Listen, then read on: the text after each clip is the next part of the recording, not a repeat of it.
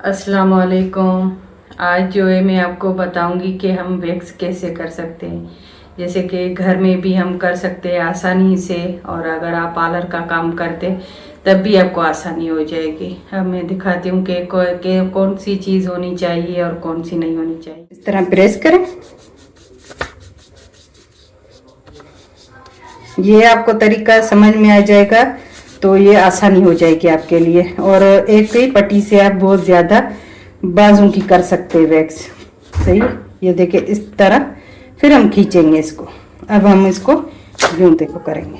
ये देखिए इस तरह।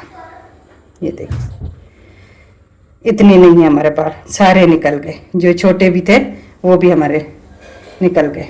फिर हम इसको हल्का हल्का सा यूं करके दोबारा लगाएंगे। जो हमारे छोटे और बाल होंगे वो भी हमारे आसानी से निकल जाएंगे। ये देखें, मेरे छोटे भी रह गए थे, वो भी देखें, वो भी निकल गए। ये देखें इस तरीके से।